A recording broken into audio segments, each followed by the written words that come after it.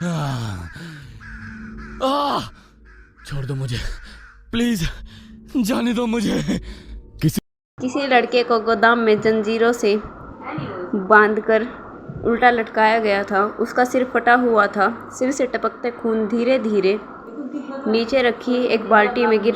क्यों टॉर्चर कर रहे हो मुझे? कौन हो तुम? मैंने तुम्हारा क्या बिगाड़ा है? तभी किसी के कदमों की आहट सुनाई दी। वो लड़का एकदम ठिठक गया। उसके दिल की धड़कनें तेज हो गई, क्योंकि उसे पता नहीं था कि यह उसकी मौत की आहट है या आज़ादी की। तुम जो भी हो, मुझे जाने दो। लेकिन वो जो भी था उसके पास आया। उसने वो बाल्टी उठाई और उसका सारा खून उसके मुंह पर दे मारा। बस करो, मुझे जाने दो। तभी लड़के के ऊपर एक जोरदार वार हुआ और उसकी आंतें झटके से बाहर लटक आई और खून फिर से बाल्टी में जमा होने लगा, लेकिन इस बार कहीं ज़्यादा तेज़ी से। लेकिन जितनी तेज़ी खून की थी, उससे कहीं ज़्यादा तेज़ी थी उस लड़के की चीखें। इससे अच्छा मार डालो मुझे, मार डालो। और इतना कहते ही उस शख्स ने उस लड़के को पकड़कर उसका सिर उस बाल्टी में डाल दिया।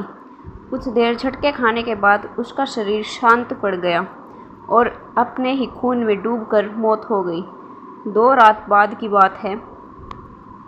पुलिस स्टेशन की घड़ी के रात में 1:30 बज रहे थे। पूरा थाना लगभग सुनसान पड़ा था। इंस्पेक्टर अपनी आंखें बंद किए हुए कुर्सी पर बैठा हुआ था।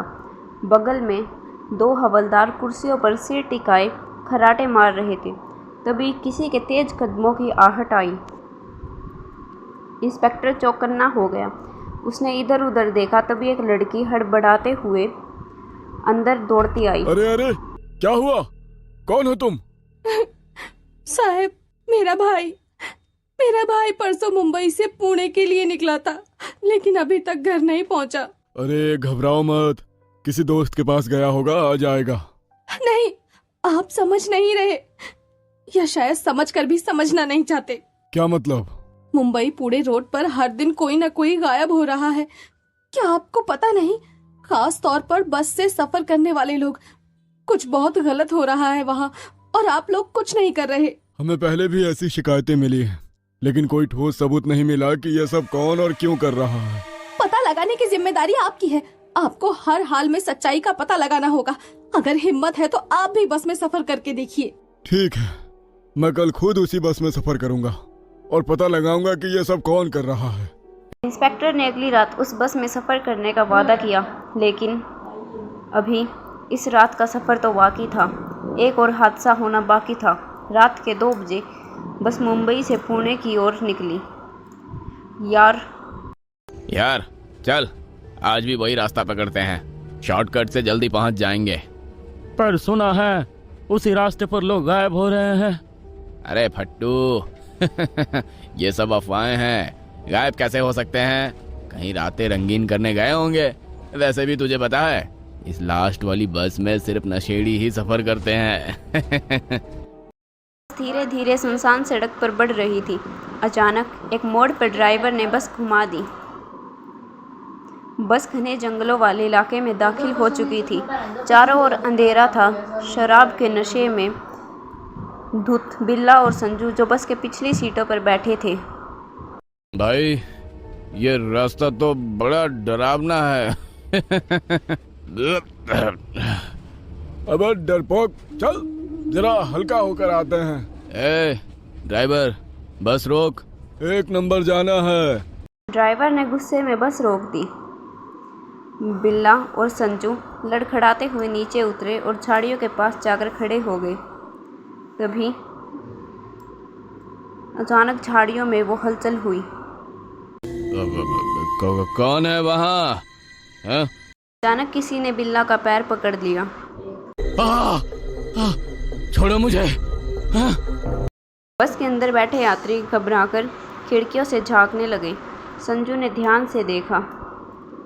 वो एक कुत्ता था जिसने बिल्ला का पैर कसकर पकड़ रखा था। अबे ये तो कुत्ता है। मगर इसकी आंखें लाल क्यों है? कुत्ता अभी भी बिल्ला को घूरते हुए जोर जोर से भौंक रहा था।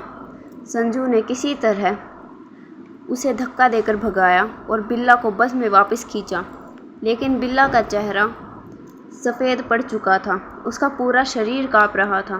बस दोबारा चलना शुरू हुई।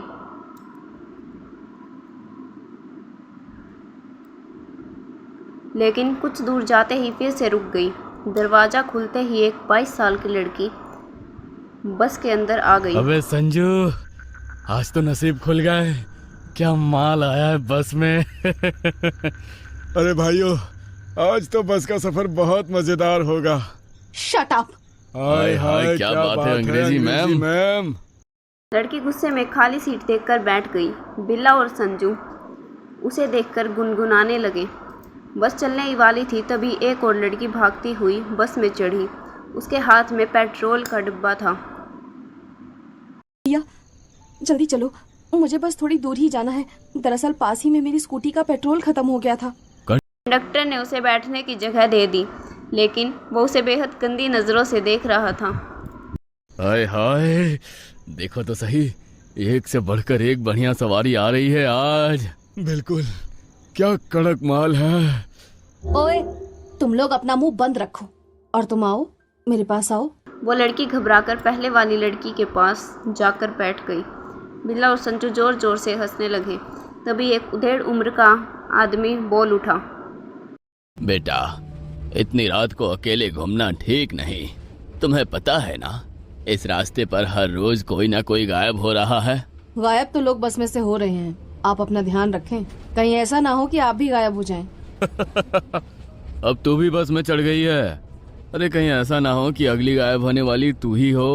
दोनों लड़कियां थोड़ा घबरा गई। मुझे इस कंडक्टर पर शक है। मुझे लगता है यही लोगों को गायब करवा रहा है। शायद अंगों की तस्करी करता है। कंडक्टर यह सुनते ही आग बबूला हो उठा। वो रमन के साथ उलझ पड़ा। दोनों में जमकर हाथापाई होने लगी। ड्राइवर ने गुस्से में एक झटके से बस रोक दी। अरे यार, बस में तमाशा मत करो।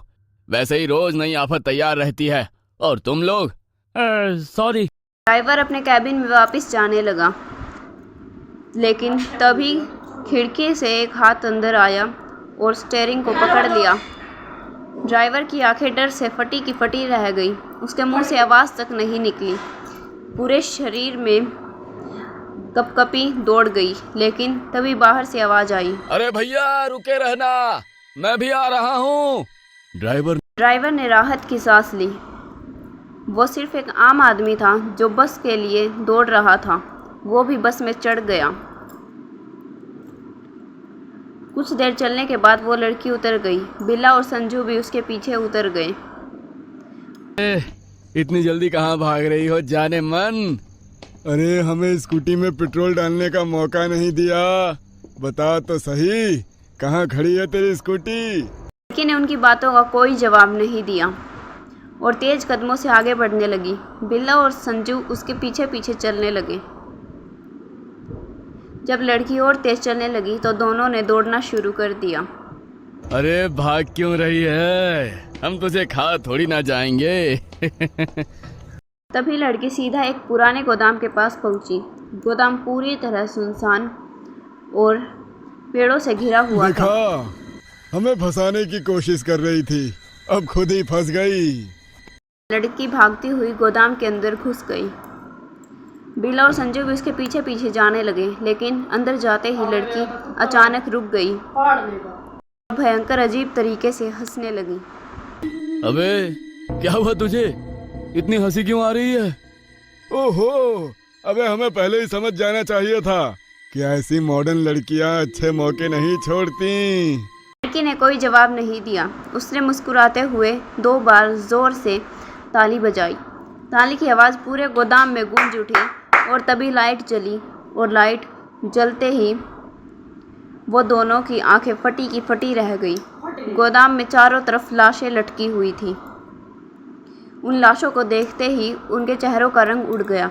वे उल्टे पांव भागने लगे, लेकिन तभी गोदाम का दरवाज़ा बंद हो गया और उनके पैरों में जंजीर फंस गई और वे दोनों भी उल्टे लटक गए।